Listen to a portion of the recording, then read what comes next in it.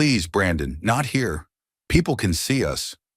Melody Richardson pressed her hand against her swollen belly. 8 months pregnant and exhausted from the pharmaceutical company picnic that had dragged on for hours in the summer heat. The familiar knot of anxiety twisted in her stomach as she pushed through the glass door of Richardson Family Pharmacy, the bell chiming overhead like a warning. The small-town pharmacy in Millbrook had been her sanctuary since childhood. Uncle Bill had owned it for 20 years, and the familiar smell of antiseptic and vanilla candles usually brought comfort. Today it felt like walking into a trap. Brandon Hartwell stormed in behind her, his expensive suit wrinkled and his face flushed with rage. At 34, her husband commanded respect in boardrooms across the state as CEO of Hartwell Pharmaceuticals. But right now he looked like a petulant child denied his favorite toy. "You embarrassed me," he hissed, grabbing her elbow as she reached for her prenatal vitamins from behind the counter. "Do you have any idea how that looked?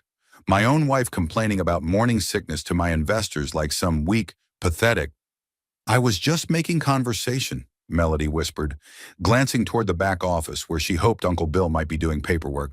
He wasn't supposed to be in until later, but sometimes he came early to avoid the afternoon rush. "Mrs. Patterson asked how I was feeling, so I—" "You made me look weak!" Brandon's voice rose, and Melody instinctively stepped back. 3 years of marriage had taught her to recognize the warning signs: the tight jaw, the clenched fists, the way his voice dropped to that dangerous whisper that preceded the worst moments.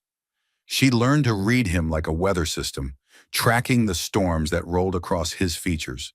Today's humiliation at the company picnic, where she'd simply mentioned feeling tired to a board member's wife, had been building pressure all afternoon. "Brandon, please." She tried to keep her voice steady, one hand protectively covering her belly. "The baby can hear when you yell. Don't you dare use that baby to manipulate me." He stepped closer, backing her against the pharmacy counter. "You think because you're pregnant, you can say whatever you want? Disrespect me in public?" The familiar fear crept up her spine. This was how it always started. Her supposed disrespect, his wounded pride, her desperate attempts to de-escalate. She'd become an expert at managing his moods, walking on eggshells, making herself smaller and smaller until she barely existed outside his shadow. "I'm sorry," she said automatically, the words bitter on her tongue. "I didn't mean to." "You never mean to, do you?" He grabbed her arm, fingers digging into the tender flesh above her elbow. "But somehow you always manage to find ways to humiliate me." The bruises from last week's incident were still fading, hidden beneath her long-sleeved blouse despite the July heat. She'd gotten good at concealing the evidence, layering foundation over finger-shaped marks, choosing clothes that covered the places where his anger left its signature. "Let go of me," she said quietly, trying to pull away. The baby shifted inside her, as if sensing the tension. Instead of releasing her, Brandon's grip tightened. His other hand came up fast, connecting with her cheek in a sharp crack that echoed through the empty pharmacy. The force of it sent her stumbling sideways, nearly losing her balance. Her hand flew to her stinging face as tears sprang to her eyes. "Maybe next time you'll think before you open your mouth," he said coldly.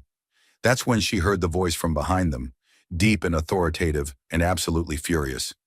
"Get your hands off my niece." Melody's heart lurched as Senator William Richardson stepped out from the back office. His silver hair perfectly styled despite being 68 years old, his blue eyes blazing with an anger she'd rarely seen.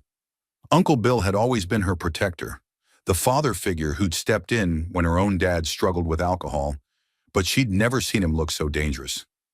Brandon's hand dropped from her arm as if she'd caught fire.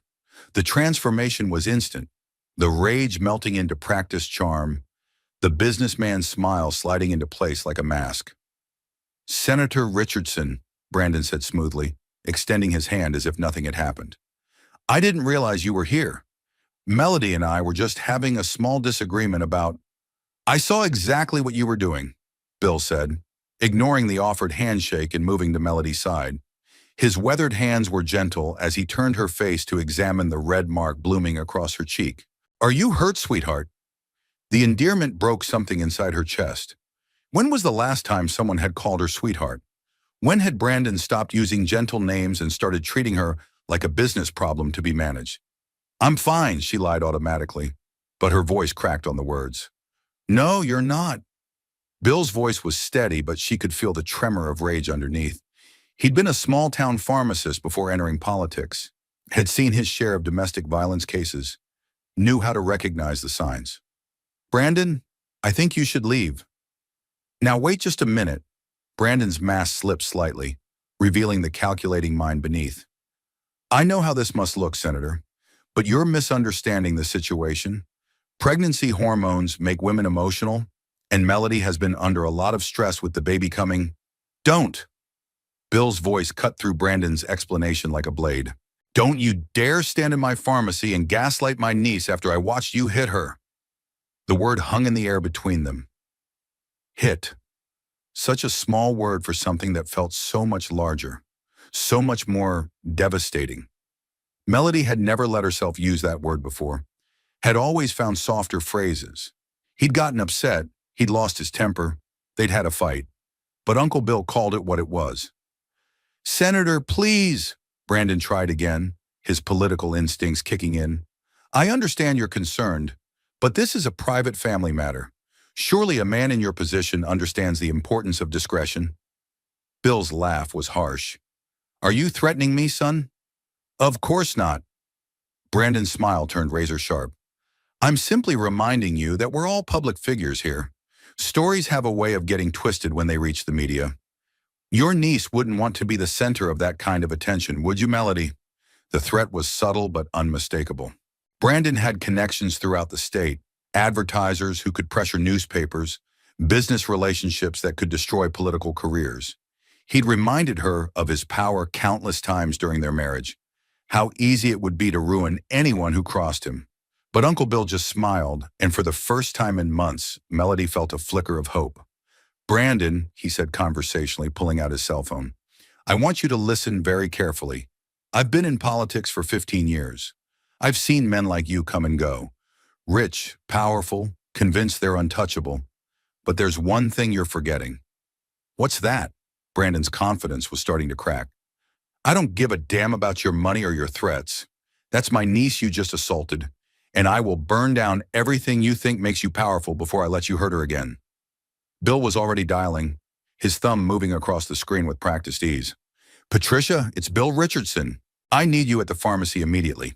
We have a domestic violence situation that needs medical documentation. Brandon's face went white. You can't be serious. Dr. Patricia Clearwater, Bill explained to Melody, though his eyes never left Brandon's face. She's been the town doctor for 20 years, and she's a mandatory reporter. Once she documents your injuries, this becomes an official matter. Uncle Bill, no, Melody whispered, panic rising in her throat. You don't understand. If this gets out, if there are legal proceedings, then we'll deal with it, Bill said firmly, together, like family should.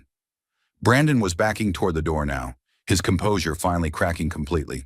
This is a mistake, Senator, a huge mistake.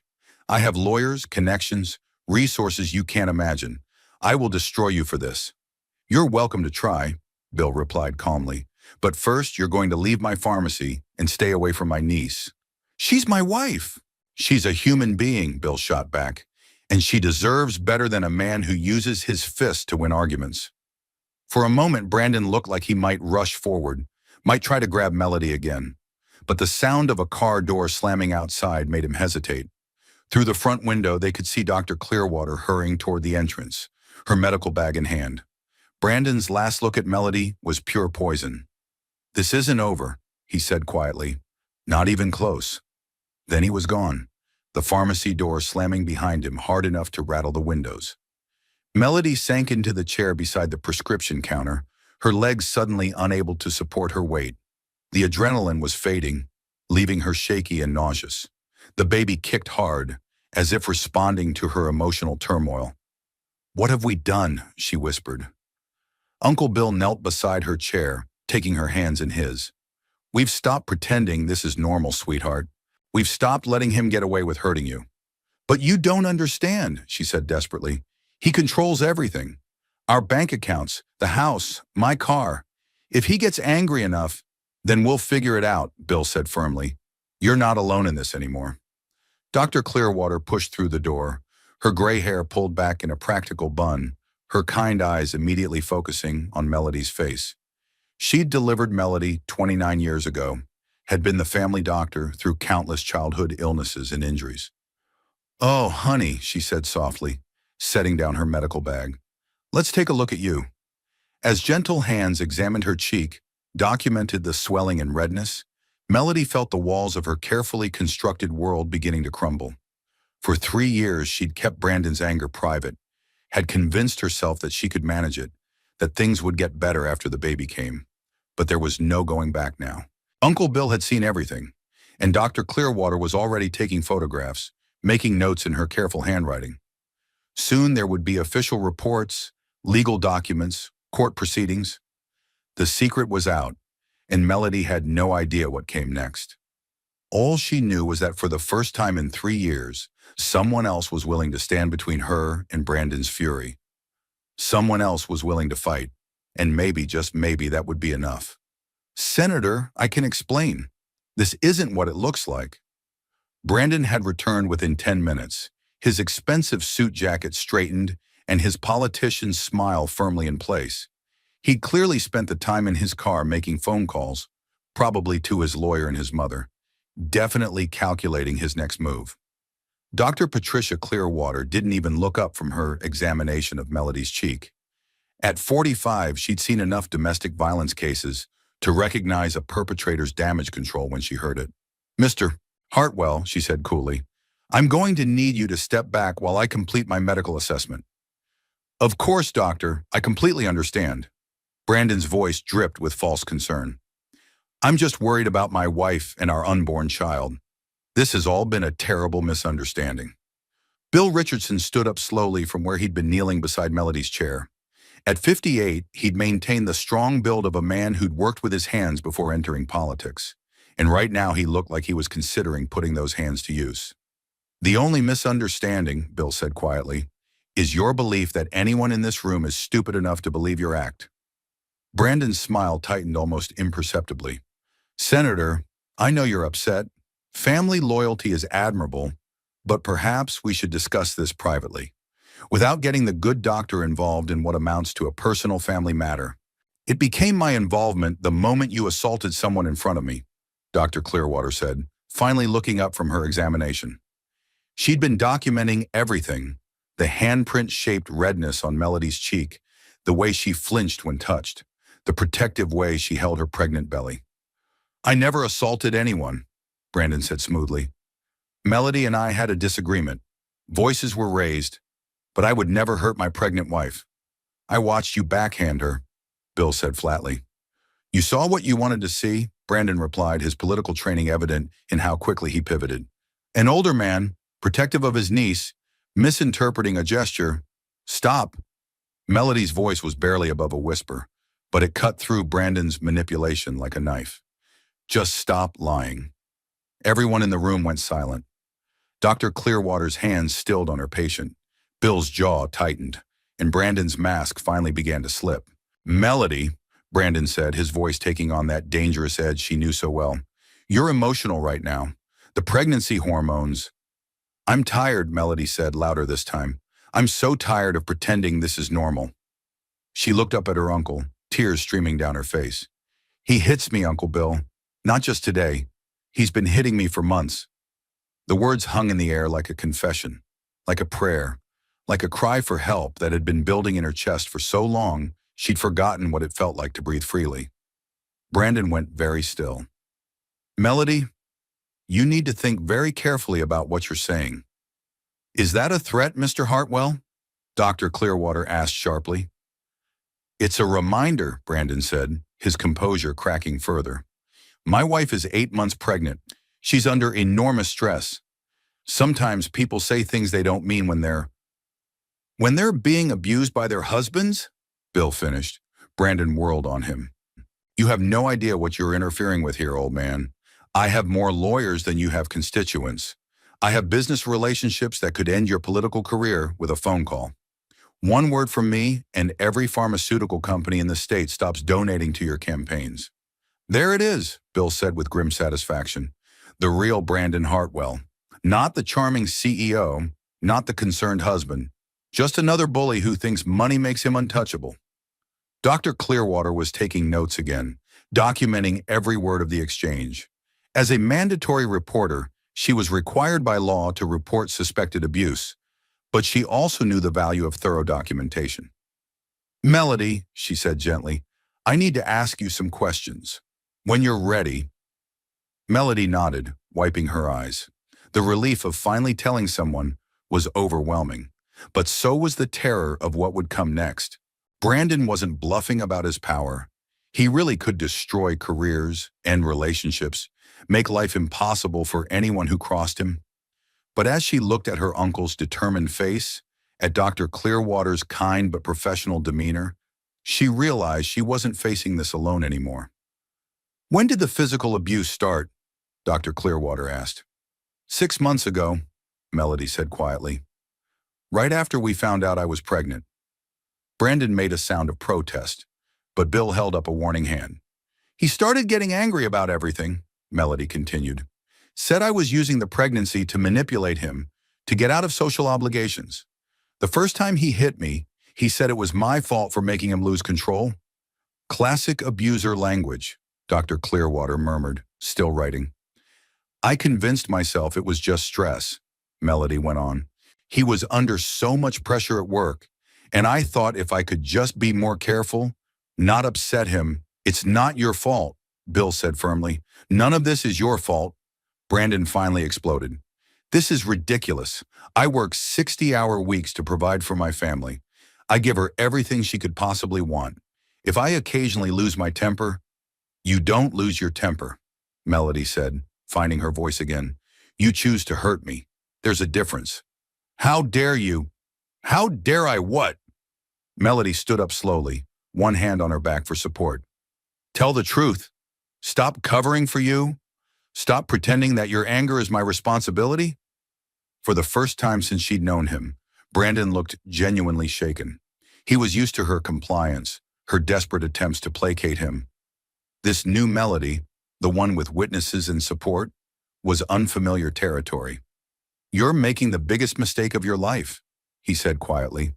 "No," Melody replied. "The biggest mistake of my life was believing you when you said you loved me."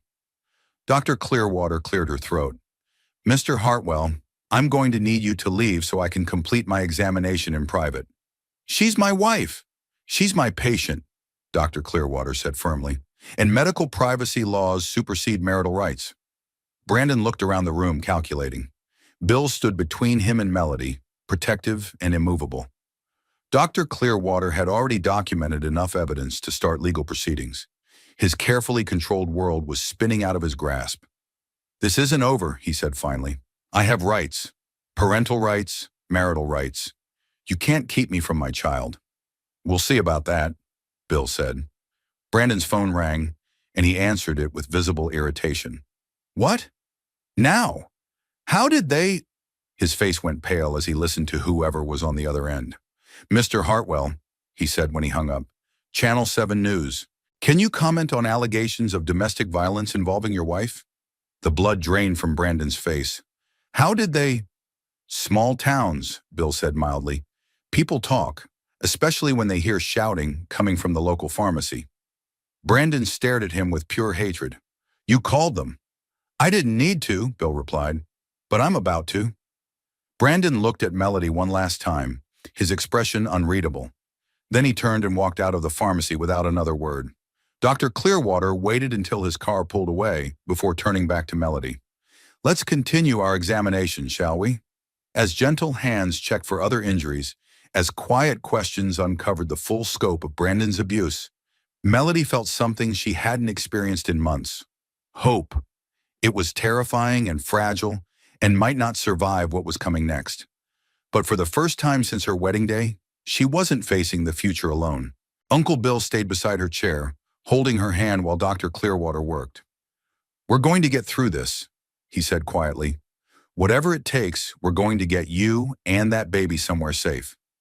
Melody squeezed his hand, finally allowing herself to believe that maybe, just maybe, escape was possible. Outside, another news van was pulling into the pharmacy parking lot. The story was just beginning. As a mandatory reporter, I have no choice but to file this. Dr. Patricia Clearwater set down her pen after finishing her documentation, her expression both compassionate and resolute. She'd been Millbrook's primary physician for 20 years, had delivered half the babies in town, and treated 3 generations of some families. But cases like this still made her chest tight with anger. Melody sat in the examination chair, her blouse carefully rolled up to reveal the finger-shaped bruises on her upper arms, purple and yellow marks that told a story Brandon couldn't charm his way out of. These are defensive wounds, Dr. Clearwater explained gently, photographing each bruise with a medical camera. See how they're positioned? You were trying to protect yourself when someone grabbed you. Senator Bill Richardson stood at the window, watching the growing crowd of news vans in the parking lot. His phone had been buzzing constantly for the past 20 minutes, but he'd ignored every call. How many reporters are out there now? Melody asked nervously. 4 news vans, 2 print journalists, and what looks like someone from Channel 12's investigative team, Bill replied grimly. Word travels fast when a senator's niece is involved in a domestic violence case. Dr. Clearwater continued her examination, documenting older injuries with professional thoroughness. Melody, these bruises on your ribs, they're older, maybe 2 weeks. Can you tell me what happened? Melody's voice was barely audible. He was angry about a credit card bill, said I was spending too much on baby clothes. And this mark on your shoulder. Last month, I forgot to pick up his dry cleaning. Each revelation hit Bill like a physical blow. He'd known something was wrong, had noticed how quiet Melody had become over the past year, how she'd stopped visiting family gatherings, how she always seemed nervous when Brandon was around. But he'd told himself it was just the stress of a new marriage and pregnancy. I should have seen it sooner, he said quietly.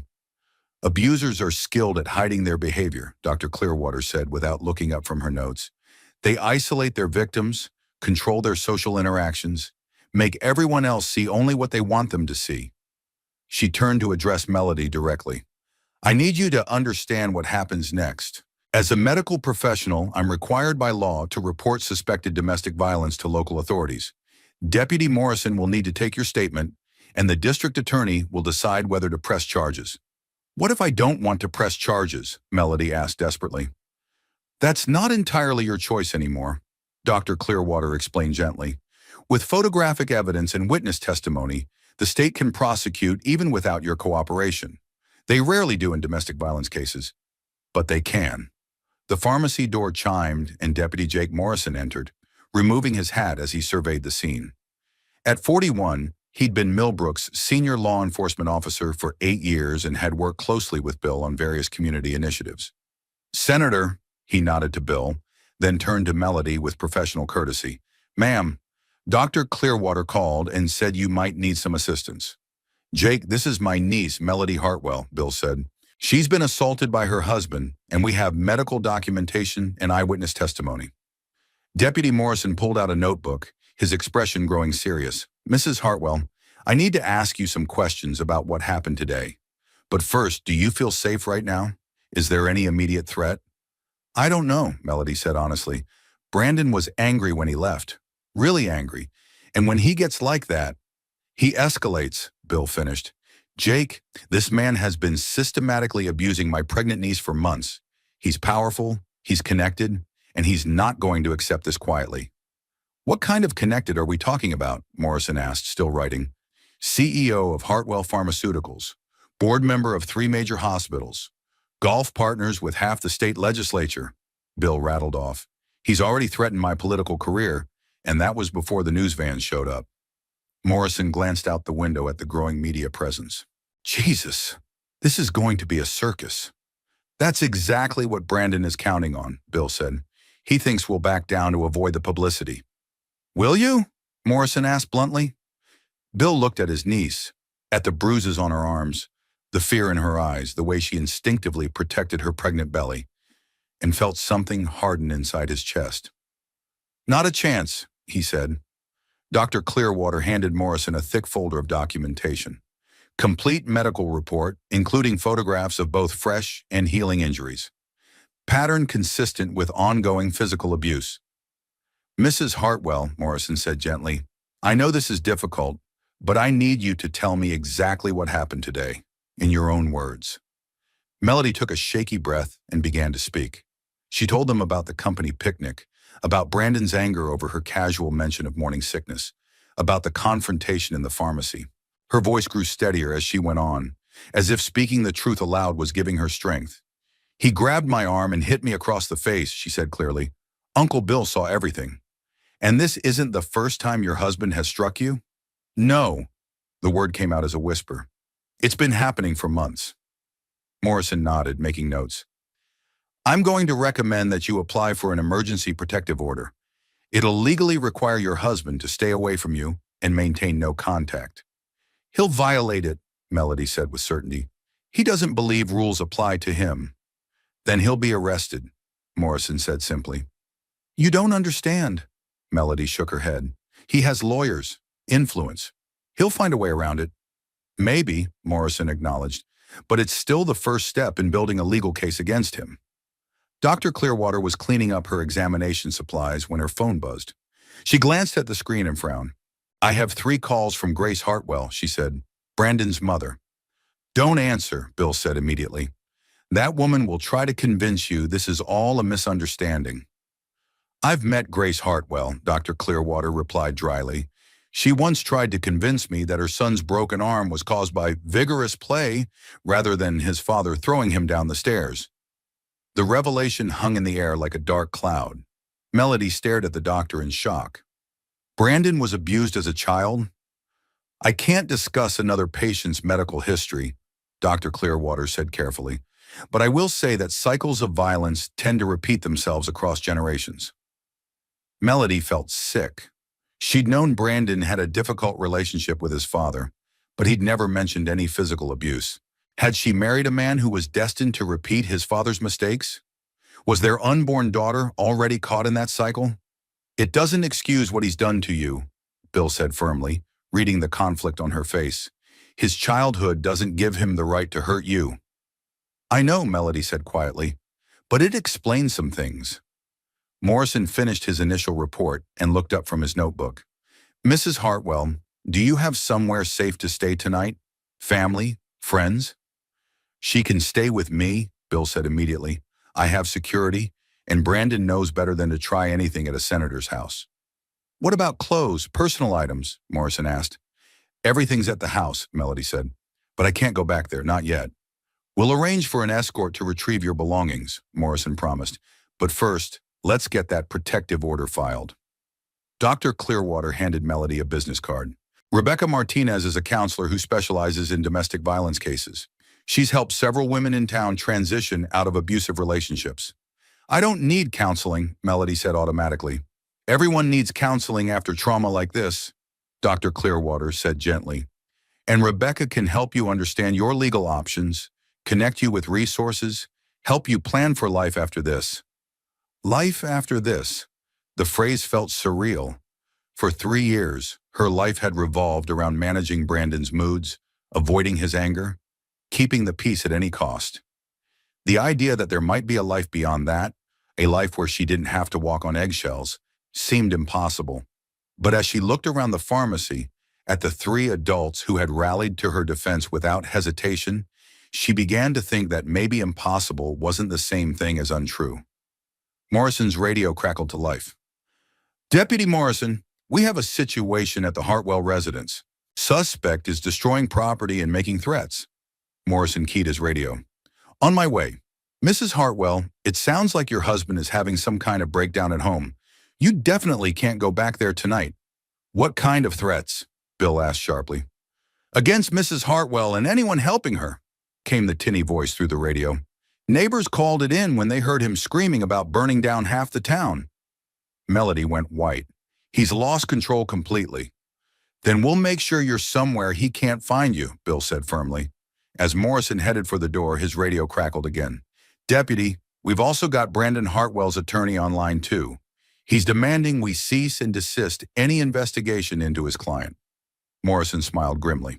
Tell the lawyer his client is currently destroying evidence and making terrorist threats. We'll investigate whatever we damn well please. After Morrison left, The pharmacy fell quiet except for the hum of medical equipment and the distant sound of reporters setting up outside. "What happens now?" Melody asked. Dr. Clearwater packed the last of her supplies. "Now you heal, physically and emotionally. It's going to be a long process, but you've already taken the hardest step, which is telling the truth," Dr. Clearwater said simply. "Everything else builds from there." As they prepared to leave through the pharmacy's back exit to avoid the media circus out front, Melody caught sight of herself in the security monitor. She looked different somehow, not just because of the visible bruise on her cheek, but because of something in her posture, her expression. For the first time in 3 years, she looked like a woman who expected to be believed. It was a start. "Mr. Hartwell, Channel 7 News. Can you comment on allegations of domestic violence?" Brandon froze halfway to his Porsche, his hand on the driver's side door. The reporter was young, ambitious-looking, with the kind of sharp suit and perfect teeth that suggested she'd clawed her way up from a smaller market and wasn't about to let a story like this slip away. "I have no comment," he said curtly, sliding into his car. But the reporter wasn't deterred. She followed him to his window, microphone extended. "Sir, we have reports that Senator Richardson witnessed you striking your pregnant wife. Can you confirm or deny?" Brandon slammed the car door and started the engine, backing out fast enough that the reporter had to jump out of the way. But as he pulled onto Main Street, he could see 3 more news vans arriving at the pharmacy. His phone rang immediately. "Mother." "Brandon, what in God's name is happening?" Grace Hartwell's voice was sharp with panic. "I just got a call from Patricia Clearwater about some kind of incident, and now Martha Henderson says there are news trucks at Richardson's pharmacy." "It's under control," Brandon said automatically, though his hands were shaking on the steering wheel. "Under control? There are rumors flying about domestic violence, about police reports. How is any of that under control?" Brandon pulled into the parking lot of his pharmaceutical company, seeking the familiar comfort of the building that bore his family name. Hartwell Pharmaceuticals had been his grandfather's legacy, his father's empire, and now his kingdom. Here, at least, he was still untouchable. "Mother, listen to me carefully," he said, activating the Porsche's Bluetooth. "Melody had some kind of emotional breakdown at the pharmacy. Pregnancy hormones, you know how women get. She started making accusations." "What kind of accusations?" "She claims I hit her, which is ridiculous, of course. But that old fool Richardson saw us having an argument and completely misinterpreted the situation." There was a long pause. Grace Hartwell had spent 40 years as the wife of a powerful man, had learned to read between the lines of carefully worded explanations. "Brandon," she said slowly, "please tell me you didn't actually strike your pregnant wife in public." "I never struck anyone," Brandon said, the lie coming easily. "But Senator Richardson is spinning this into some kind of political theater. He's called the media. He's got that doctor filing reports. Dr. Clearwater is filing medical reports. Mother, you need to help me handle this. Call Patricia, convince her this is all a misunderstanding. Call Judge Stone, she owes our family favors. Call—" "I'll handle Patricia," Grace interrupted. "But Brandon, you need to be very careful here. If this becomes a legal matter—" "It won't," Brandon said firmly. "Melody loves me. She's just confused right now, overwhelmed by the pregnancy. Once she calms down, she'll remember what's at stake." What was at stake was everything. The pharmaceutical company that employed 300 people in Millbrook, the house on Elm Street that had been in his family for 4 generations, the political connections that had taken years to cultivate, the reputation that opened doors throughout the state. Brandon parked and strode into his building, nodding to the security guard who'd worked for his family for 15 years. Here, surrounded by the symbols of his success, the morning's events felt surreal. How could his carefully ordered world be threatened by something as simple as a slap? He'd barely settled behind his mahogany desk when his assistant knocked. "Mr. Hartwell, your attorney is here. He says it's urgent." David Walsh had been the Hartwell family lawyer for 20 years, a sharp-dressed man in his 50s who specialized in making problems disappear quietly and expensively. "Brandon," Walsh said without preamble, "we have a situation." "I'm aware of the situation. That's why I pay you to handle these things." Walsh sat down heavily in the leather chair across from Brandon's desk. This isn't some business dispute we can settle with a check. Your wife has medical documentation of injuries. Senator Richardson is an eyewitness. The media is already calling it a story about domestic violence among the political elite. So we discredit them, Brandon said impatiently. Richardson is a small-town politician looking for attention. Melody is an emotional pregnant woman. Dr. Clearwater is a family friend who can be reasoned with. Have you considered the possibility that you might actually be guilty? Walsh asked bluntly. Brandon's expression went cold. I'm paying you to represent me, not to judge me. I'm trying to keep you out of prison, Walsh shot back. Because if this goes to trial, if they have photographs and witness testimony and a sympathetic victim, Melody won't testify against me, Brandon said confidently. She knows what would happen to her, to the baby, if I go down. Walsh stared at him for a long moment. Are you threatening your own wife? I'm stating facts. Our entire lifestyle depends on my income, my reputation, my business relationships. If I'm destroyed by this, so is she. She's not stupid. She'll figure that out. But even as Brandon said the words, he felt a flicker of uncertainty. The Melody he'd seen in the pharmacy wasn't the compliant woman he'd married. She'd looked at him with something he'd never seen before. Not fear, not submission, but disgust. Walsh's phone buzzed, and he glanced at the screen. Channel 7 wants a statement from you. So does the Tribune, the Herald, and 3 political blogs. Give them the standard response. Family privacy, no comment, blah, blah, blah. Brandon, that's not going to work here. Senator Richardson is already talking to reporters. He's calling this a matter of public safety, saying that powerful men who abuse their wives need to be held accountable, regardless of their political connections. Brandon felt his control slipping. Richardson was supposed to be a small-town pharmacist playing at politics, not a serious threat. But the old man was proving more formidable than expected. What do you recommend? He asked finally. Full damage control. We get ahead of the story, control the narrative. You make a public statement expressing concern for your wife's mental health during this difficult pregnancy. You suggest she's having some kind of breakdown, that you're seeking professional help for her. Make her look crazy. Make her look unstable, Walsh corrected. Pregnancy hormones, postpartum depression starting early, emotional volatility. We plant the idea that her accusations aren't reliable. Brandon considered this. It was elegant, actually, turning Melody's pregnancy into a weapon against her credibility. Pregnant women were emotional, everyone knew that. Hormones made them unpredictable, prone to exaggeration and false memories. Do it, he said. Walsh made notes on his legal pad. We'll also need to address Richardson. A sitting senator accusing you of domestic violence carries weight. We need to find something to discredit him. His business relationships, Brandon said immediately.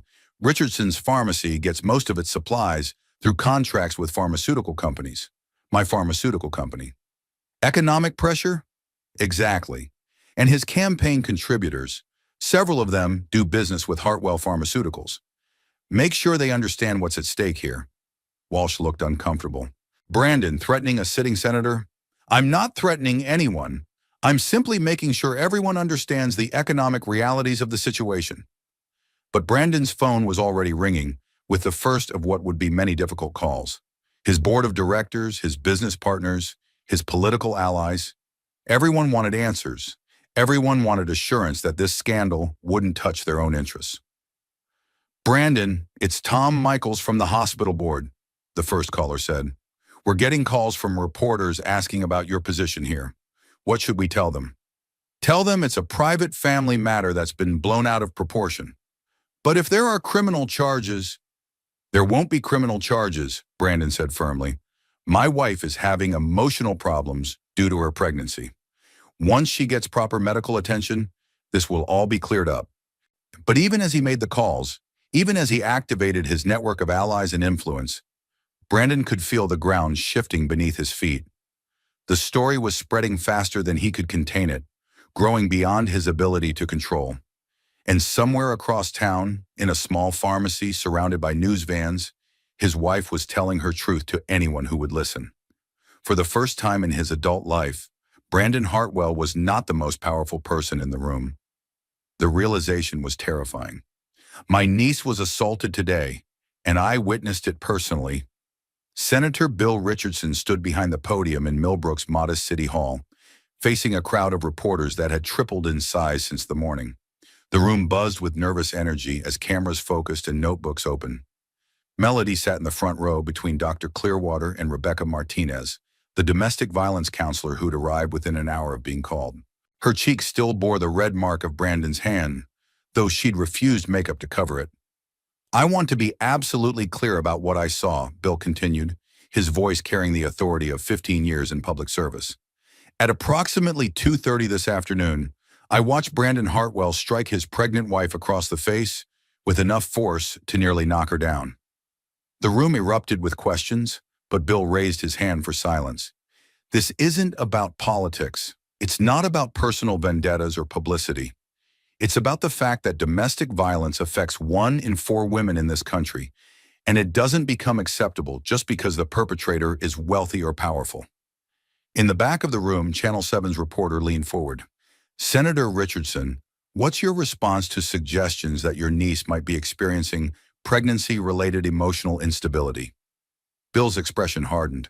I'm going to pretend you didn't just suggest that a woman who's been medically documented as having multiple injuries from physical abuse is simply emotional because she's pregnant.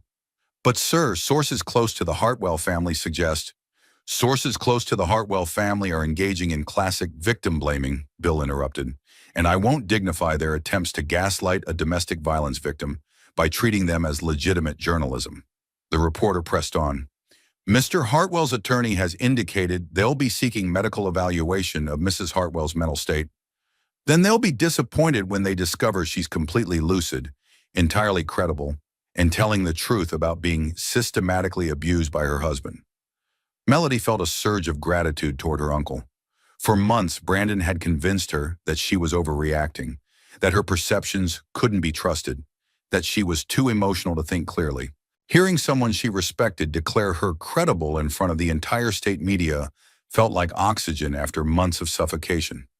Senator, called out a reporter from the Tribune, what's your response to concerns that this will damage your political career? Bill looked directly into the cameras.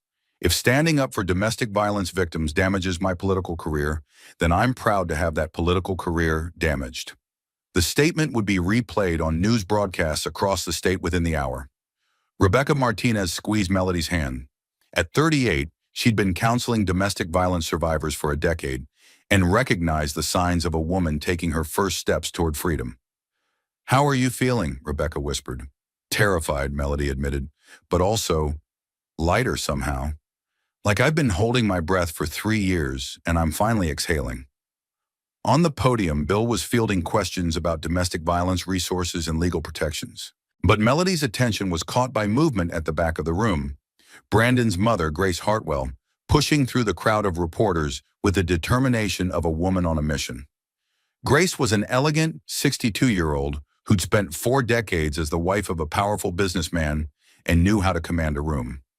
She was impeccably dressed despite the short notice, her silver hair perfectly styled, her expression carefully controlled. Senator Richardson, Grace called out, her voice cutting through the murmur of conversation. Might I have a word? The room went silent. Everyone recognized her. Grace Hartwell was a fixture on hospital boards and charity committees, a woman whose opinion carried weight in social circles throughout the state. Mrs. Hartwell, Bill said carefully, I don't think this is the appropriate venue. I think it's exactly the appropriate venue, Grace replied, moving toward the front of the room. Since you've chosen to make my family's private business a public spectacle. Melody felt her stomach clench with familiar anxiety. Grace had always been polite but cold, treating her like an employee who'd been promoted beyond her qualifications. Now, with her son's reputation at stake, Melody suspected that politeness was about to disappear. My daughter-in-law is 8 months pregnant, Grace announced to the room. She's under enormous stress, dealing with hormonal changes that can affect judgment and perception. Any medical professional will tell you that pregnancy can cause emotional volatility, even hallucinations in extreme cases. Mrs. Hartwell, Dr. Clearwater stood up from her seat. I've examined your daughter-in-law thoroughly. Her injuries are real, documented, and consistent with physical abuse. Patricia, you've known our family for years, Grace said, switching to a more personal approach. You know Brandon isn't capable of violence. He's a devoted husband and father-to-be. Whatever Melody thinks happened, I don't think anything happened, Melody said quietly, finding her voice. I know what happened. Your son hit me. He's been hitting me for months. Grace turned to face her, and for a moment, Melody saw something flicker in the older woman's eyes. Not surprise, but something else. Something that looked almost like recognition. Sweetheart, Grace said, her voice taking on a maternal tone. You're clearly overwhelmed. The pregnancy, the stress of Brandon's demanding career. Sometimes our minds play tricks on us when we're under pressure. My mind isn't playing tricks, Melody replied. Your son is an abuser. The words hung in the air like an accusation. Grace's composure finally cracked slightly. How dare you, she said, her voice low and dangerous. How dare you sit there and destroy my son's reputation with lies and exaggerations? Do you have any idea what you're throwing away? The life he's provided for you? The future he's building for your child? The future where he teaches our daughter that it's normal for men to hit women? Melody asked. Brandon would never hurt a child. He hurts me, Melody said simply. I'm carrying his child. If he'll hit a pregnant woman, what makes you think he'll stop there? The question seemed to hit Grace like a physical blow. She stared at Melody for a long moment, and something shifted in her expression. You don't understand, Grace said finally. Men like Brandon, men with power and responsibility, sometimes they need outlets for their stress. That doesn't mean they're monsters. The statement sent a chill through the room. Dr. Clearwater shook her head in disgust, and several reporters began writing furiously. Mrs. Hartwell, Bill said carefully, are you suggesting that domestic violence is an acceptable outlet for stress? Grace seemed to realize what she'd said, how it sounded. Of course not. I'm simply saying that marriage is complicated, that sometimes people misinterpret. There's no misinterpretation of a hand across the face, Rebecca Martinez said firmly. Grace looked around the room, realizing she was losing ground. This is a family matter that should be handled privately, with counseling and support, not public humiliation. Family matters become public matters when they involve criminal assault, Bill replied. Grace's phone buzzed, and she glanced at it with visible irritation. Then her expression changed, becoming almost panicked. What is it? Someone called out. Grace looked up from her phone, her face pale. Brandon's been terminated by his board of directors, effective immediately. The room erupted with new questions, but Grace was already pushing toward the exit. Her composure finally shattered completely. As the crowd began to disperse, Rebecca Martinez helped Melody toward the side door, where Bill's car was waiting. What happens now? Melody asked. Now you go somewhere safe and rest, Rebecca said. Tomorrow we start building your new life. Will it get easier? Rebecca smiled sadly. Eventually, but first it gets harder, much harder. Are you prepared for that? Melody looked back at the city hall where reporters were still conducting interviews and cameras were still rolling. Her story was out there now, beyond Brandon's ability to control or contain. I don't have a choice anymore, she said, and I'm glad. As they drove away from the media circus, Melody felt the baby kick hard against her ribs, as if responding to her mother's newfound determination.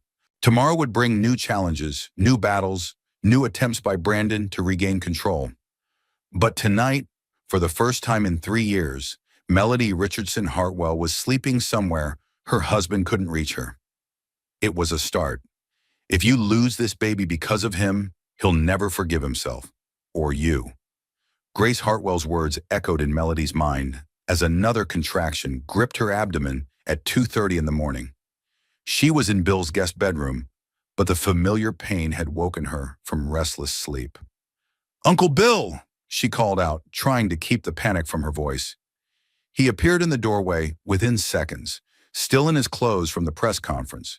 He'd been too wired to sleep, spending the night fielding calls from reporters and political allies. What's wrong? He asked, immediately alert. I think another contraction hit, stronger this time. I think the baby's coming. Bill was already reaching for his phone. It's too early. You're only 34 weeks. Tell that to your great niece, Melody gasped, feeling wetness between her legs. Uncle Bill, I think my water just broke. The drive to Millbrook General Hospital took 12 minutes that felt like 12 hours. Bill had called ahead, and Dr. Clearwater met them at the emergency entrance with a wheelchair and a team of nurses. "How far apart are the contractions?" Dr. Clearwater asked as they rushed through the corridors. 3 minutes, Melody panted. "Maybe less." "Blood pressure is elevated," one of the nurses reported. "Heart rate 140. Stress-induced preterm labor," Dr. Clearwater muttered, pushing the wheelchair faster. "Get Dr. Martinez from obstetrics down here immediately." They were barely settled in the labor and delivery room when Brandon arrived, somehow having gotten word despite the late hour. He burst through the door with the confidence of a man who'd never been denied access to anything he wanted. "Where is she? Where's my wife?" "Mr. Hartwell," Dr. Clearwater said firmly, "you need to leave.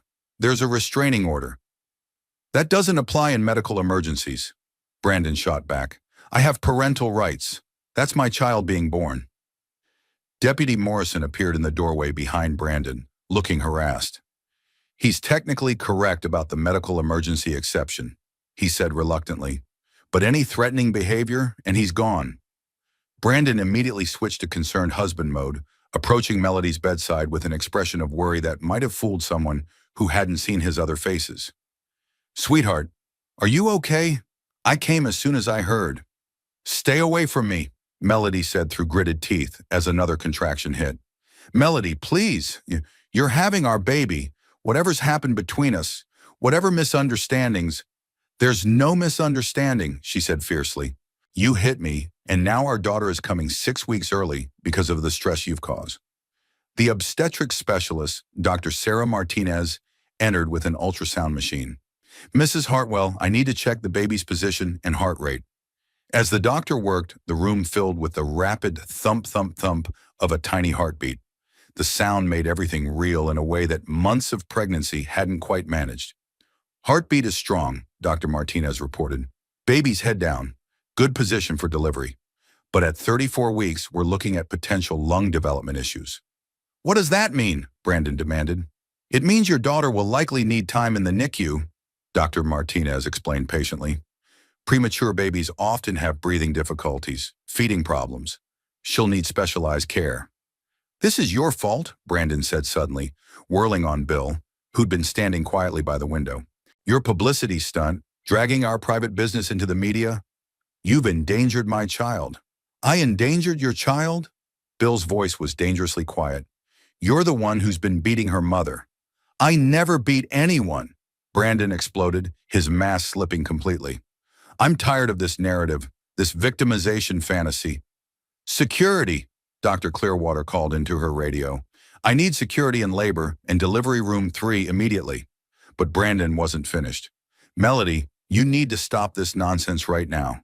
Tell them this has all been a misunderstanding. Think about our daughter's future." "I am thinking about her future," Melody said, her voice steady despite the pain. "I'm thinking about the kind of man I want her to grow up around."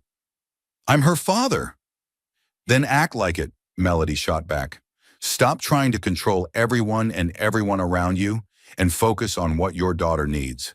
Hospital security arrived, 2 large men in uniform who positioned themselves on either side of Brandon. "Sir, you need to calm down or we'll have to remove you," one of them said. Brandon looked around the room, clearly calculating his options. For once in his adult life, his money and connections couldn't get him what he wanted. The hospital had policies about disruptive behavior, and domestic violence restraining orders carried weight even in medical settings. "Fine," he said finally, "but I want to be notified immediately when the baby is born. I want to be involved in all medical decisions." "That will depend on the circumstances," Dr. Martinez said diplomatically. As Brandon reluctantly left with the security guards, the atmosphere in the room noticeably relaxed. Melody's blood pressure began to drop, and the contractions became more manageable. "Better?" Dr. Clearwater asked gently. "Much," Melody admitted. "I didn't realize how tense I was until he left." "Stress absolutely affects labor and delivery," Dr. Martinez explained. "Your body was responding to a perceived threat." Over the next 4 hours, as dawn broke outside the hospital windows, Melody labored with the support of her uncle, Dr. Clearwater, and Rebecca Martinez, who'd arrived to provide emotional support during the birth. I can see her head, Dr. Martinez announced. One more push, Melody. Emma Grace Richardson Hartwell entered the world at 6:47 a.m., weighing 4 pounds 2 ounces, and immediately began crying with impressive lung power for such a tiny person. She's beautiful, Dr. Martinez said, quickly checking the baby's reflexes and breathing. But we need to get her to the NICU for monitoring. Melody got only a brief glimpse of her daughter, a red, wrinkled, impossibly small person with dark hair and Brandon's determined chin, before the neonatal team whisked her away to the specialized care unit. Is she going to be okay? Melody asked, suddenly exhausted. She's a fighter, Dr. Martinez said with a smile. 6 weeks early, but breathing on her own, good muscle tone, strong cry. I've seen much worse outcomes from preterm deliveries. Bill squeezed his niece's hand. She's got Richardson's stubbornness. She'll be fine. But their moment of peace was interrupted by commotion in the hallway. Through the partially open door, they could see Brandon arguing with hospital administrators, his voice rising as he demanded access to the NICU. That's my daughter in there. I have rights. Sir, your wife has specifically requested that you not be given access to the baby, came the patient response from hospital security. She's not thinking clearly. She just gave birth. She's emotional. Mr. Hartwell.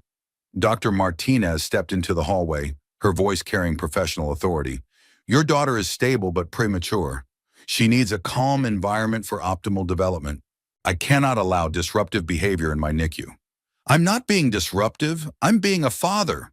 Fathers don't terrorize their children's mothers, Bill said, appearing beside Dr. Martinez. Brandon's face went red with fury. You sanctimonious old bastard. This is all your fault. My daughter wouldn't be fighting for her life if you hadn't. Your daughter is fighting because you created so much stress for her mother that she went into preterm labor, Dr. Martinez interrupted. And if you continue this behavior, I'll have you banned from this hospital entirely. The threat seemed to penetrate Brandon's rage. He looked around at the faces surrounding him, medical professionals, security guards, his former uncle-in-law, and realized he was completely outgunned. This isn't over, he said quietly. I'll get custody. I'll get my daughter away from all of you. We'll see about that, Bill replied. As Brandon finally left the hospital, Melody closed her eyes and tried to focus on the most important thing. Somewhere in this building, her daughter was breathing and growing and getting stronger. Everything else would have to wait. But as she drifted towards sleep, she could hear her uncle making phone calls in the hallway, his voice low but determined. The battle for Emma's future was just beginning. She's beautiful, but she's too small. We need to get her to the NICU immediately. Dr. Sarah Martinez's words echoed in Melody's mind as she was wheeled through the hospital corridors toward the neonatal intensive care unit 6 hours after giving birth. The brief glimpse she'd gotten of Emma Grace, a tiny, perfect face surrounded by medical equipment, had both thrilled and terrified her.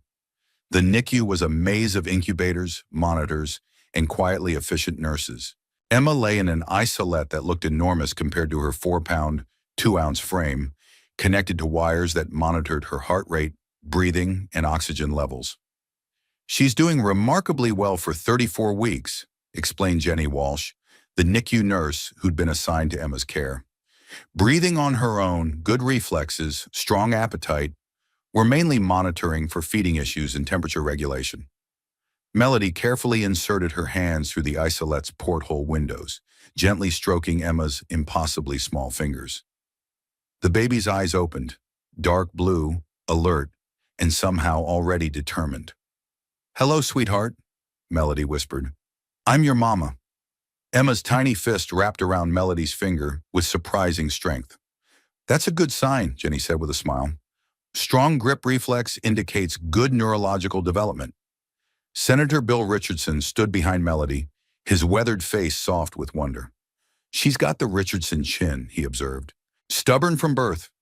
She'll need to be stubborn, Rebecca Martinez said quietly. She'd stayed at the hospital to provide support during the transition to the NICU. Her father's going to make things difficult. As if summoned by the mention of his name, Brandon appeared in the NICU doorway. He'd clearly gone home to shower and change, returning in an expensive suit with his lawyer David Walsh beside him. I demand to see my daughter, Brandon announced to the charge nurse. Sir, this is a restricted area. the nurse replied calmly. Only parents and immediate family are allowed, and only with proper approval. I am a parent, Brandon said impatiently. You're also the subject of a restraining order, Jenny Walsh pointed out, checking her patient chart. Mrs. Hartwell has specifically requested that you not have unsupervised access to the baby. Brandon's lawyer stepped forward. My client has parental rights that supersede any restraining order. Without formal custody arrangements, he has equal legal standing with his wife. Dr. Martinez appeared from another patient's room, clearly having been alerted to the situation. Mr. Hartwell, this is a medical facility, not a courtroom.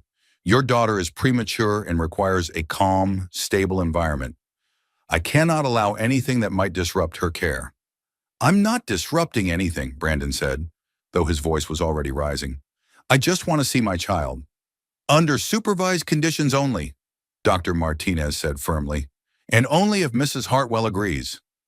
All eyes turned to Melody, who was still standing beside Emma's isolette. The baby seemed to sense the tension in the room, her tiny face scrunching with distress. Look at her, Melody said quietly. She can feel your anger. She's 6 weeks early and fighting for every breath, and you're turning her medical care into a power struggle. I'm trying to be a father, Brandon replied, but his voice lacked its usual conviction. Then be one, Melody said. Put her needs before your ego. Visit her when I'm not here. Don't turn the NICU into a battlefield. It was a reasonable compromise, but Brandon's expression suggested he found reasonableness insulting. I shouldn't have to negotiate to see my own daughter, he said coldly. You shouldn't have to negotiate, Bill agreed. But you gave up the right to normal parental access when you started abusing her mother. Brandon whirled on him. I'm so tired of that accusation. Then stop giving us reasons to make it, Dr. Martinez interrupted. Mr. Hartwell, I'm going to ask you to leave now. Your daughter's heart rate is elevated, which indicates stress. In premature infants, stress can lead to serious complications. For a moment, Brandon looked like he might refuse. But the presence of hospital security in the hallway, combined with his lawyer's subtle head shake, seemed to convince him. I'll be back, he said to Melody, and I'll be filing for emergency custody. You can't keep me from my daughter forever. After he left, the NICU returned to its usual quiet efficiency. Emma's heart rate gradually returned to normal, and she settled back into peaceful sleep. Is he serious about custody? Melody asked Rebecca. He'll try, Rebecca admitted, but judges are generally reluctant to separate newborns from their mothers, especially when domestic violence is involved. And with Emma being premature, requiring specialized care that you're providing through breastfeeding, I can't breastfeed her yet, Melody interrupted. She's too small, too weak. But you can pump milk for her, Jenny explained. Breast milk is especially important for preemies. It helps with digestion, immune system development, brain growth. The next several days fell into a routine. Melody spent most of her time at the hospital, learning to care for Emma, pumping milk every 3 hours, slowly introducing skin-to-skin contact as the baby grew stronger. Uncle Bill brought meals and handled the continuing media attention, which had intensified after news of Emma's premature birth. Rebecca Martinez provided emotional support and helped Melody navigate the legal complexities of her situation. Brandon visited twice daily, morning and evening, always when Melody wasn't there, always with his lawyer present.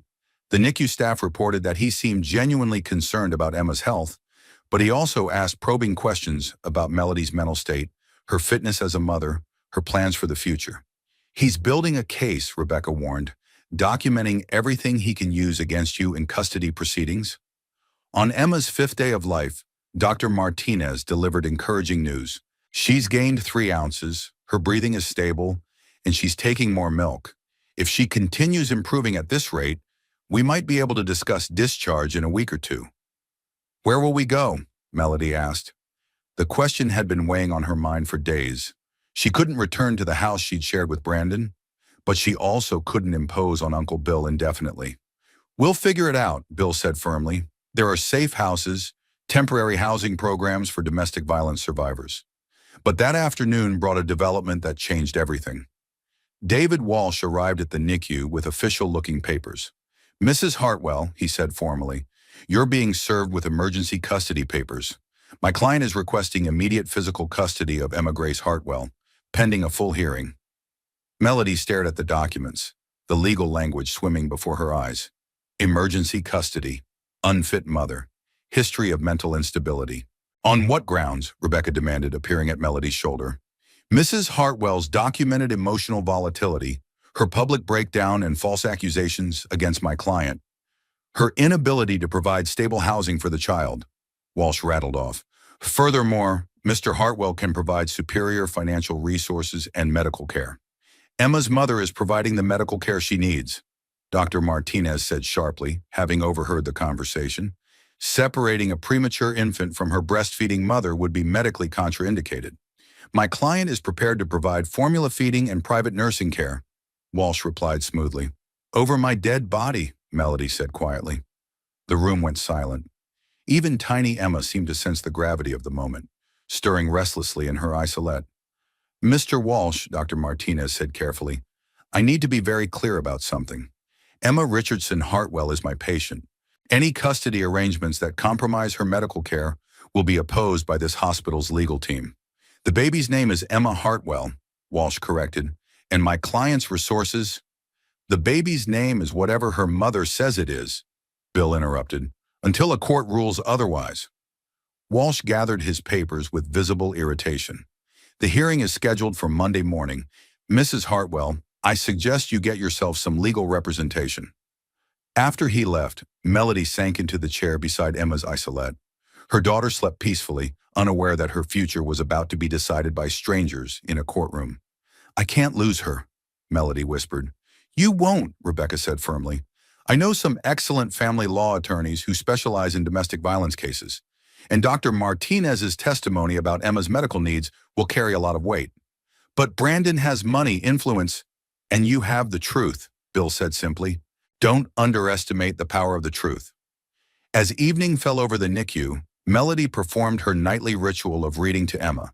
Tonight, a story about a brave little girl who wasn't afraid of anything.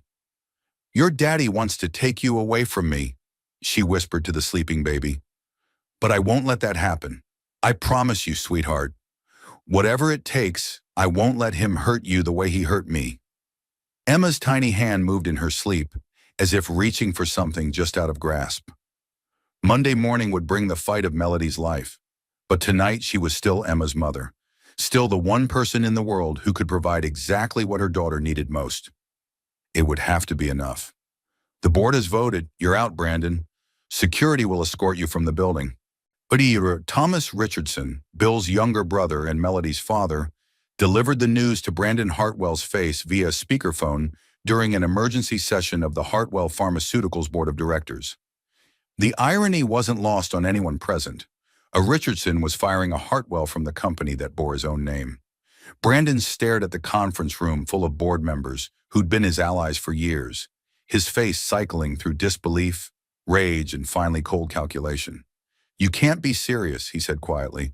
This company has been in my family for 3 generations. And it's been profitable for 3 generations because we make good business decisions, replied Margaret Chen, the board's longest-serving independent director. Keeping a CEO who's the subject of domestic violence allegations and a media circus is not a good business decision. Those are false allegations from an unstable woman.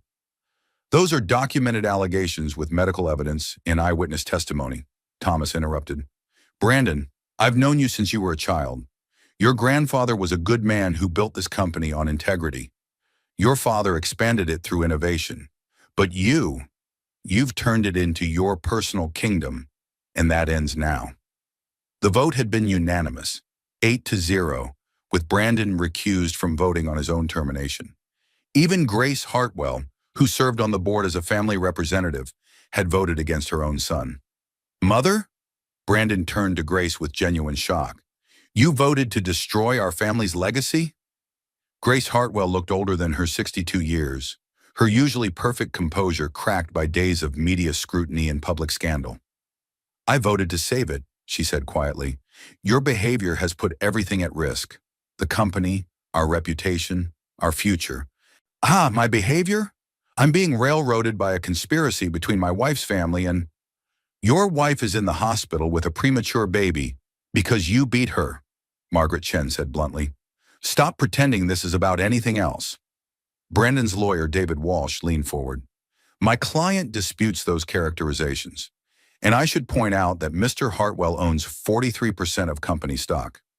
You can remove him as CEO, but you cannot remove his ownership stake. We're aware of that, Thomas replied, but we can ensure he has no operational control. Brandon, your office has been cleared out. Your access cards have been deactivated. You are no longer welcome in this building except as a minority shareholder for annual meetings. Security guards appeared in the doorway, not the familiar faces who'd worked for the Hartwell family for years, but professional corporate security who looked like they knew how to handle difficult situations. This isn't over, Brandon said, standing slowly. I'll sue every one of you for breach of fiduciary duty. You're welcome to try, Margaret Chen replied, but I think you'll find that protecting the company from a CEO embroiled in criminal domestic violence charges is exactly what fiduciary duty requires.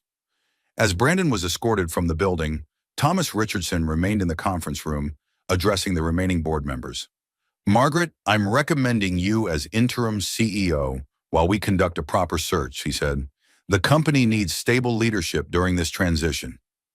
What about Brandon's stock position? Asked another board member. 43% gives him significant influence even without operational control. We'll deal with that as it comes up, Thomas replied. For now, the priority is protecting our employees, our customers, and our reputation. Meanwhile, across town at the hospital, Melody was learning about Brandon's termination from Rebecca Martinez, who'd been monitoring the situation as part of her comprehensive support for domestic violence survivors. He's been fired? Melody asked, adjusting the breast pump that had become a constant companion over the past week. Emma was now 7 days old and slowly gaining weight, but she still required round-the-clock medical monitoring. Unanimously, Rebecca confirmed. Your father cast the deciding vote. My father was there? Rebecca nodded. He's been a board member for 5 years, representing the Richardson family's pharmaceutical interests. Apparently, he and your uncle have been quietly building opposition to Brandon for months.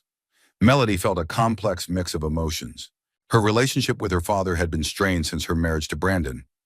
Thomas Richardson was a recovering alcoholic who'd struggled with his own demons, and Brandon had systematically isolated Melody from her family over the past 3 years. But knowing that he'd stood up for her when it mattered felt like a small healing in an old wound. What does this mean for the custody hearing? Melody asked. It helps, Rebecca admitted. Brandon's argument that he can provide superior financial stability just took a major hit. Unemployed men don't typically win custody battles against employed mothers, but their conversation was interrupted by commotion in the NICU hallway. Through the glass doors, they could see Brandon arguing with hospital security, his face red with fury. That's my daughter in there. I have every right to see her. Dr. Martinez appeared, her expression stern. Mr. Hartwell, you were specifically told that visits are by appointment only, during designated hours. I just lost my job because of lies spread by this family, Brandon snarled, gesturing toward the NICU. I'm not going to lose my daughter too. Sir, you're creating a disturbance in a medical facility, the security guard said firmly. I need you to calm down or leave the premises. I don't need to calm down. I need to see my child. Inside the NICU, Emma began to cry, a thin, distressed wail that immediately brought Jenny Walsh rushing to her esaulette. Her vitals are spiking, Jenny called out. Heart rate, respiration, blood pressure. Melody was at Emma's side instantly, her hands through the porthole windows, gently stroking the baby's impossibly small chest. Shh, sweetheart. Mama's here. She can hear him, Dr. Martinez said grimly, watching Emma's monitors. The stress is affecting her. In the hallway, Brandon's voice was rising. You people are keeping me from my daughter. This is parental alienation, and I'll sue every one of you. Mr. Hartwell, Dr. Martinez stepped into the hallway, her voice carrying the authority of 15 years in neonatal medicine. Your daughter is a 34-week preemie who weighs 4 pounds. Stress can cause apnea, feeding problems, developmental delays. If you continue this behavior, I will have you banned from this hospital entirely. You can't ban a father from seeing his child. I can and I will if your presence threatens my patient's health, Dr. Martinez replied coolly. Emma's well-being is my only concern here. Brandon looked past her into the NICU, where Melody was softly singing a lullaby to calm Emma. The baby's cries were subsiding, her vitals slowly returning to normal as her mother's voice soothed her. Something shifted in Brandon's expression. Not softness exactly, but a kind of calculating recognition. He was seeing, perhaps for the first time, the bond between his wife and daughter that he'd been trying to break. "Fine," he said quietly. "I'll come back during visiting hours. But this isn't over. Monday morning, I'm getting custody of my daughter, and then we'll see who has parental rights." As he left, the NICU returned to its usual calm efficiency, but Emma remained fussy, her tiny body still processing the stress of the confrontation. "Is she going to be okay?" Melody asked anxiously. "Preemies are resilient," Jenny assured her, "but they're also incredibly sensitive to environmental stress. The calmer we can keep things, the better for her development." That evening, as Melody was preparing to leave the hospital for a few hours of rest at Uncle Bill's house, Rebecca Martinez approached with sobering news. "I've been in touch with the family law attorney who will be representing you Monday, Sarah Chen. She's Margaret Chen's daughter and specializes in domestic violence custody cases." "What did she say about our chances?" Rebecca hesitated. "Brandon's lost his job, which helps, but he still has significant assets, family money, connections, and his lawyer is very good at making abused women look unstable." "What do you mean?" "He'll argue that your false accusations show you're vindictive and willing to lie to hurt him, that your public breakdown demonstrates emotional instability, that your inability to provide stable housing makes you an unfit mother." Melody felt her heart sink. "And what do we argue?" "The truth," Rebecca said simply, "that you're a loving mother who's been systematically abused, that Emma is thriving in your care, that separating a breastfeeding mother from her premature infant would be medically harmful."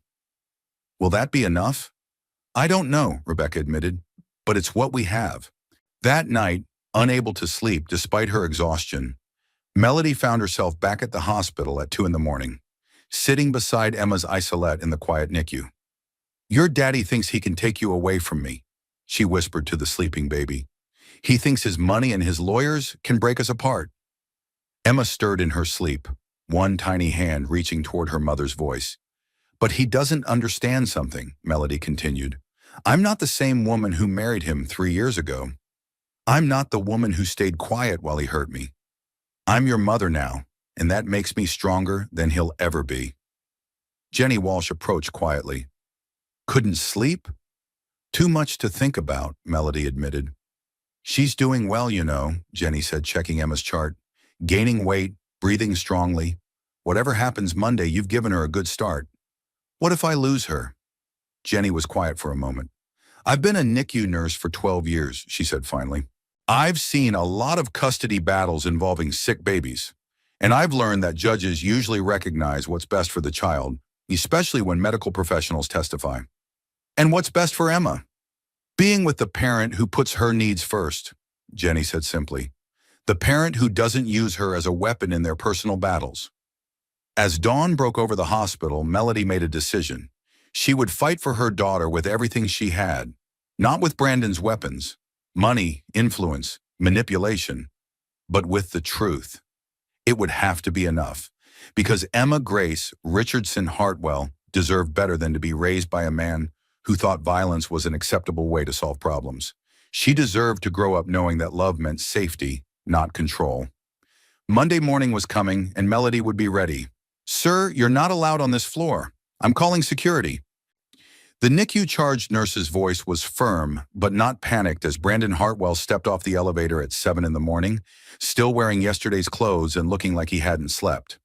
It was Monday, the day of the emergency custody hearing, and his behavior had become increasingly erratic over the weekend. "I need to see my daughter before court," Brandon said, his voice hoarse with exhaustion and rage. "I need to make sure she's okay." "Mr. Hartwell, visiting hours don't start until 8, and you know you need supervision," the nurse replied, already reaching for her phone. But Brandon wasn't listening. He was looking past her toward Emma's isolette, where his tiny daughter lay sleeping under the warm lights, connected to monitors and feeding tubes. "Look at her," he said softly. "She's so small, so vulnerable. She needs her father to protect her." She needs you to follow hospital rules, came Dr. Martinez's voice from behind him. She'd been making early morning rounds and had heard the commotion. Mr. Hartwell, you're in violation of the supervised visitation agreement. Supervised visitation for my own child, Brandon laughed bitterly. Do you know what that does to a man? What it feels like to be treated like a criminal for wanting to see your daughter? I know what it feels like to watch that daughter's vital signs spike every time you raise your voice, Dr. Martinez replied evenly. Security arrived, 2 guards who'd become familiar with the situation over the past week. But instead of resisting, Brandon held up his hands in surrender. I'm not here to cause trouble, he said. I just want 5 minutes with Emma. 5 minutes to explain to her that Daddy's going to take care of everything. Emma is 10 days old, Dr. Martinez pointed out. She doesn't understand explanations. What she understands is stress, and your presence creates stress. My presence creates stress. But her mother's doesn't? Brandon's composure was cracking. Melody's the one who's unstable, who had a public breakdown, who can't even provide a stable home. Her mother, Dr. Martinez interrupted, is the reason Emma is gaining weight and developing normally. Breast milk, skin-to-skin contact, consistent caregiving, these are what premature babies need. I can provide those things. Can you breastfeed? Dr. Martinez asked bluntly. The question seemed to deflate some of Brandon's anger. He looked again at Emma, at the complex web of medical equipment that was keeping his daughter stable, and for a moment his expression softened. I just want to be a good father, he said quietly. Then start by putting Emma's needs ahead of your own, Dr. Martinez replied. Good fathers don't traumatize their children's mothers. They don't turn hospitals into battlegrounds. Brandon was escorted from the NICU without incident, but his appearance had rattled everyone. By the time Melody arrived at 8 for her morning visit, the staff was visibly tense. How is she? Melody asked immediately, seeing Emma's slightly elevated heart rate on the monitors. She's fine now, Jenny Walsh assured her, but her father's visit upset her routine. It took 20 minutes to get her settled again. Melody carefully lifted Emma from her isolette, something she'd only recently been allowed to do as the baby grew stronger. At 10 days old, Emma was up to 4 pounds, 8 ounces, breathing entirely on her own and taking most of her feeding by bottle. Hey, sweetheart, Melody whispered, settling into the rocking chair beside the isolette. Today's the big day. Today we find out if we get to stay together. Emma's dark eyes opened, focusing on her mother's face with increasing clarity. The pediatric ophthalmologist had confirmed that her vision was developing normally despite the premature birth. Mrs. Hartwell? A woman's voice interrupted the quiet moment. I'm Sarah Chen, your attorney. Sarah Chen was younger than Melody had expected, probably mid-30s with serious dark eyes, behind wire-rimmed glasses and an air of competent authority. She carried a thick briefcase and wore a conservative navy suit that suggested she meant business. How are our chances? Melody asked directly. Better than they were a week ago, Sarah replied honestly. Your husband's termination from his job undermines his financial stability argument. Dr. Martinez's testimony about Emma's medical needs will carry significant weight, and we have character witnesses. Your uncle, Dr. Clearwater, several NICU nurses who can testify to your excellent caregiving. What about his arguments that I'm unstable? Sarah pulled out a thick folder. We've prepared counter evidence. Your employment history, character references, the restraining order documentation, medical records showing the extent of your injuries. Rebecca Martinez will testify about the psychological profile of domestic violence survivors. Will that be enough? Judge Eleanor Stone is presiding, Sarah said. She's fair, experienced with domestic violence cases, and has a reputation for prioritizing children's welfare over parents' rights. If anyone will see through your husband's manipulation, it's her. At 10:30, they left for the courthouse, leaving Emma in the capable hands of the NICU staff. Uncle Bill met them in the parking lot, along with Rebecca Martinez and Dr. Clearwater, who would be testifying on Melody's behalf. The courthouse was surrounded by media. The story of a wealthy CEO's domestic violence case had captured statewide attention, and the custody battle involving a premature infant had added another layer of public interest. Mrs. Hartwell, a reporter called out, how do you feel about today's proceedings? I feel confident that the judge will do what's best for my daughter, Melody replied, the words coming more easily than she'd expected. Inside the courtroom, Brandon sat with his legal team, David Walsh and two other attorneys from a prestigious family law firm. Grace Hartwell sat in the front row behind him, her expression carefully neutral. Judge Eleanor Stone was a woman in her 50s with gray hair pulled back severely and sharp eyes that missed nothing. She'd been on the bench for 15 years and had seen every variation of family dysfunction. "This is an emergency custody hearing," she began, "regarding the minor child Emma Grace Richardson Hartwell, born August 15th, currently hospitalized in the NICU at Millbrook General. Mr. Walsh, your client is seeking emergency custody. Please state your grounds." David Walsh stood, every inch the confident litigator. "Your Honor, my client seeks custody to protect his daughter from an unstable mother who has made false accusations against him, who has no stable housing, and who has demonstrated concerning behavior, including a public breakdown and vindictive actions designed to destroy her husband's career and reputation." "And Mrs. Hartwell," Judge Stone turned to Sarah Chen, "you're opposing this petition?" "Absolutely, Your Honor. Mr. Hartwell has been documented as physically abusing Mrs. Hartwell, who is an exemplary mother providing essential care to a premature infant. Separating Emma from her mother would be medically contraindicated and emotionally harmful." "Let's hear the evidence," Judge Stone said. "Mr. Walsh, you may proceed." The next 2 hours were brutal. Walsh painted a picture of Melody as an unbalanced woman who had fabricated abuse allegations to gain advantage in what he characterized as a marital dispute. He brought up her father's history of alcoholism, her lack of independent employment, her sudden decision to turn against a husband who had provided her with luxury and security.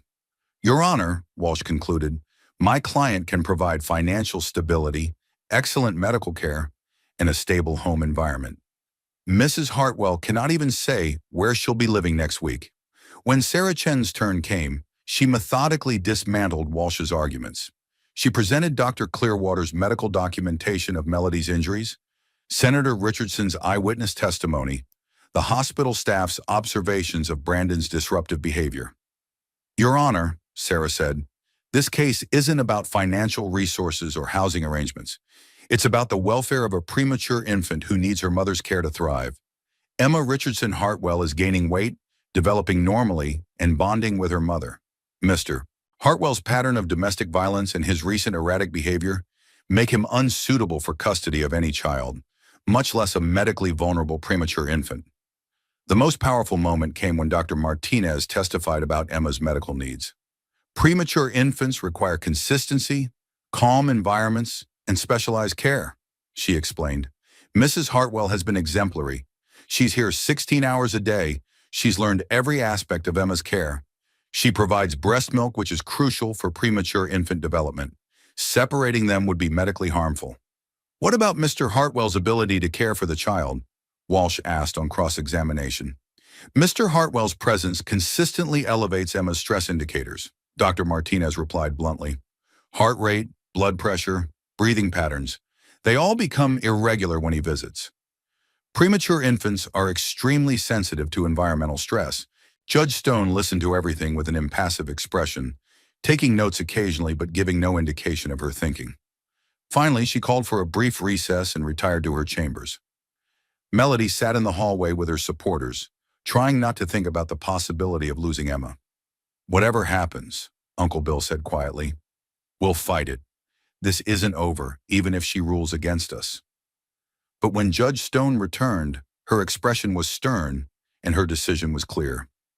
"Having reviewed the evidence and testimony," she said, "I find that Mr. Hartwell has not met the burden of proof required for emergency custody modification. The current arrangement, with Emma in her mother's care, serves the child's best interests." Brandon shot to his feet. "Your Honor, this is outrageous." "Mr. Hartwell, sit down," Judge Stone said sharply. "Furthermore, I am extending the existing restraining order to include the minor child. Any contact between Mr. Hartwell and Emma will be supervised and scheduled through the court. You can't deny me access to my own daughter. I can and I will if your behavior continues to pose a threat to her welfare. This hearing is adjourned." As the courtroom cleared, Melody felt a profound sense of relief wash over her. Emma would stay with her, would continue receiving the care she needed, would be protected from Brandon's volatility. But Brandon's parting words hissed at her as he passed, reminded her that this victory was only the beginning. "This isn't over, Melody. I'll appeal. I'll fight this. I'll make sure you regret every lie you've told about me." "I know," she replied quietly, "but Emma's safe, and that's all that matters." Outside the courthouse, facing the media again, Melody felt different, stronger, like a woman who had fought for what mattered most and won. "What's next for you and Emma?" a reporter asked. "We're going home," Melody said simply. "We're starting our new life." It wasn't going to be easy. Brandon would appeal, would continue fighting, would use every resource at his disposal to try to regain control. But Emma Grace Richardson Hartwell was going home with her mother. And for now, that was enough. "Guilty on all counts, Mr. Hartwell. You'll serve 18 months and surrender all parental rights." Judge Eleanor Stone's words echoed through the packed courtroom 6 months later as Brandon Hartwell stood at the defendant's table, his expensive suit unable to disguise the defeat in his posture. The criminal trial for domestic violence had proceeded alongside the civil custody proceedings, building an overwhelming case against the former pharmaceutical CEO. Melody sat in the gallery holding 6-month-old Emma, who had grown into a healthy, alert baby with her mother's gentle eyes and her great-uncle's determined chin. The NICU days felt like another lifetime. Emma now weighed 15 pounds and was meeting all her developmental milestones. The jury had deliberated for only 90 minutes before returning with guilty verdicts on charges of domestic assault, criminal threatening, and violation of a protective order. The evidence had been overwhelming. Medical documentation, eyewitness testimony from Senator Richardson, hospital security footage of Brandon's increasingly erratic behavior, and testimony from 3 other women who had come forward with their own stories of abuse at Brandon's hands. "Your Honor," Brandon's attorney tried one final appeal, "my client requests leniency based on his history of community service. And, Mr. Walsh," Judge Stone interrupted, "your client systematically abused his pregnant wife, terrorized her family members who tried to help her, and used his wealth and position to try to escape accountability. The only reason he's not facing more serious charges is prosecutorial discretion." Behind Melody, Uncle Bill squeezed her shoulder. At 59, the senator looked older than his years. The past 6 months of media attention and legal battles had taken their toll, but his voice was steady as he whispered, "It's finally over." But Brandon wasn't finished. As the bailiff approached to escort him from the courtroom, he turned to look directly at Melody and Emma. "This won't hold," he said quietly. "I'll appeal. I'll get new lawyers. Mr. Hartwell," Judge Stone said sharply, "you are in contempt of court. Any further outbursts will result in additional charges." As Brandon was led away, Melody felt Emma stir in her arms. The baby looked around with curious eyes, taking in the crowded courtroom, the flashing cameras visible through the windows, the sense of momentous change in the air. "What do you think, sweetheart?" Melody whispered. "Ready to go home?" Home was a small apartment across town that Melody had been renting with money from a part-time job at Richardson Family Pharmacy. It wasn't much. 2 bedrooms, basic furniture, a kitchen barely big enough for 2 people. But it was theirs. No one could take it away. No one could use it as leverage. No one could make them afraid to be there. Outside the courthouse, the media circus that had surrounded the case for months was reaching its final act. Reporters crowded around as Melody emerged with Emma, but the questions felt different now, less intrusive, more respectful. "Mrs. Richardson Hartwell, how do you feel about the verdict?" Melody paused on the courthouse steps, considering her words carefully. She dropped Hartwell from her name months ago, returning to her maiden name and giving Emma the hyphenated surname that honored both sides of her heritage while distancing them from Brandon's legacy. "I feel relieved," she said finally, "not because I wanted revenge against my ex-husband, but because this verdict sends a message that domestic violence has consequences, regardless of how wealthy or powerful the abuser might be." "What's next for you and Emma?" "We're going to focus on healing and building our new life," Melody replied. "I'm starting a support group for domestic violence survivors, and I've been asked to speak at conferences about recognizing the warning signs of abuse." It was true. Over the past months, as her story had gained national attention, Melody had discovered an unexpected calling as an advocate for other abuse survivors. She'd testified before the state legislature about the need for better protective services, had worked with Rebecca Martinez to develop new protocols for identifying domestic violence in medical settings, and had received hundreds of letters from women who said her courage had inspired them to seek help for their own situations. Any message for other women who might be in similar situations? Melody looked down at Emma, who was reaching for her mother's face with chubby fingers. The message is that you're not alone, she said. There are people who will believe you, who will help you, who will stand with you when you're ready to fight back. And your children deserve to grow up in homes where love means safety, not fear. As the crowd began to disperse, Rebecca Martinez approached with a warm smile. How does it feel to be completely free? Terrifying, Melody admitted with a laugh. For the first time in years, I get to make my own choices about everything. Where to live, what to do with my time, how to raise Emma. Sometimes I wake up in a panic thinking I've forgotten to ask Brandon's permission for something. That's normal, Rebecca assured her. Recovery from systematic control takes time, but you're doing beautifully. Dr. Clearwater joined them, looking pleased but tired. At 46, she'd become something of a celebrity herself for her role in documenting Melody's injuries and advocating for better domestic violence protocols in medical settings. Emma looks wonderful, she observed, gently examining the baby's bright eyes and healthy color. Hard to believe she was ever that tiny preemie fighting for every breath. She's a Richardson, Uncle Bill said proudly, approaching with Melody's father Thomas. The two brothers had grown closer over the months of supporting Melody through the legal proceedings, and Thomas had been sober for 8 months, the longest stretch in years. Dad, Melody said warmly, shifting Emma so her grandfather could see her better. Want to hold your granddaughter? Thomas took Emma with the careful reverence of a man who'd missed too much of his own daughter's childhood, but was determined not to miss his granddaughter's. Emma gurgled happily, grabbing at his shirt buttons. She's going to be a heartbreaker, he said softly. Strong like her mama. Strong like her whole family, Bill corrected. She's got Richardson's stubbornness and determination. Nothing will stop this little girl from becoming whatever she wants to be. As they walked toward the parking garage, Melody reflected on how much had changed in 6 months.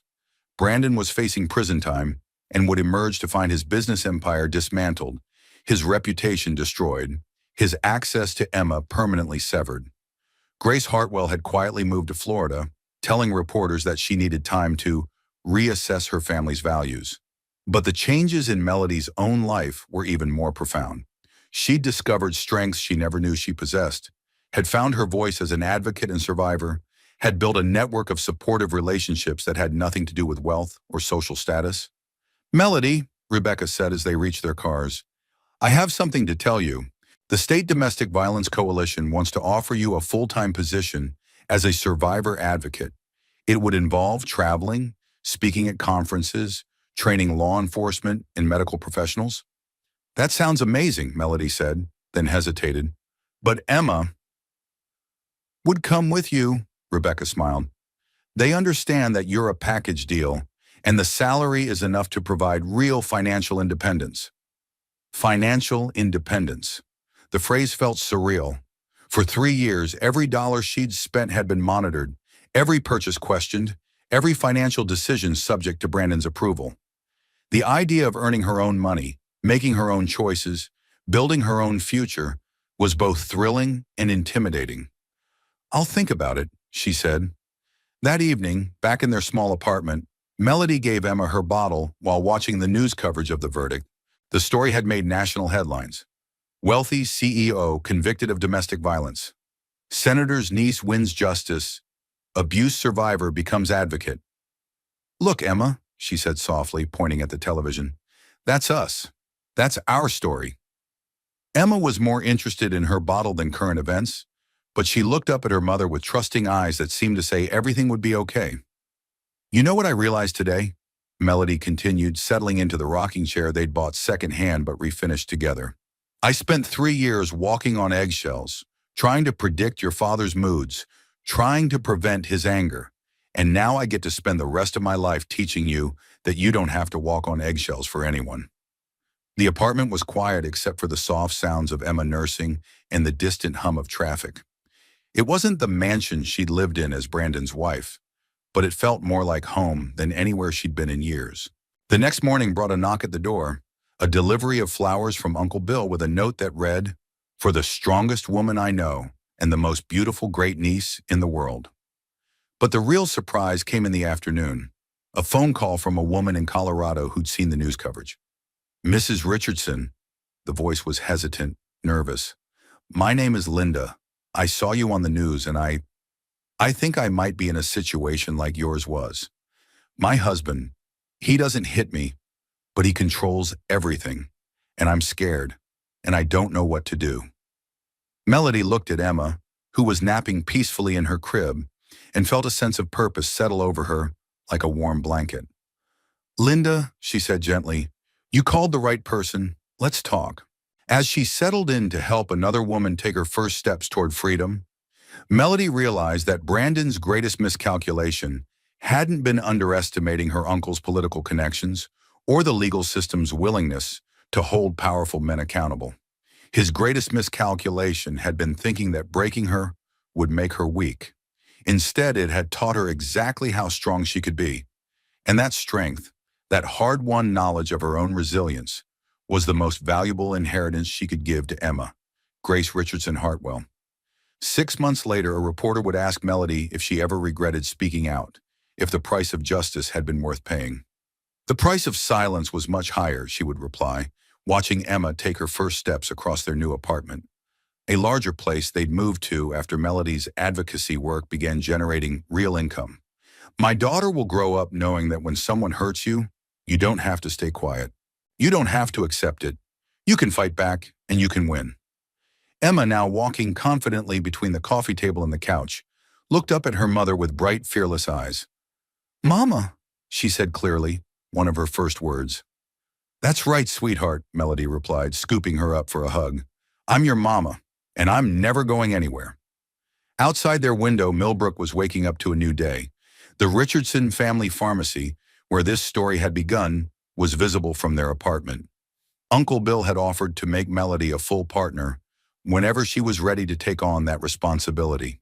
But for now, she was content to be exactly where she was, a survivor who had become an advocate, a victim who had found her voice, a woman who had chosen love over fear and was teaching her daughter to do the same. The phone rang again. Another woman who needed help, another survivor taking her first steps toward freedom. Melody Richardson answered, Emma babbling happily in her arms, ready to help another woman discover her own strength. The breaking of silence had become a symphony of healing, and it was only the beginning.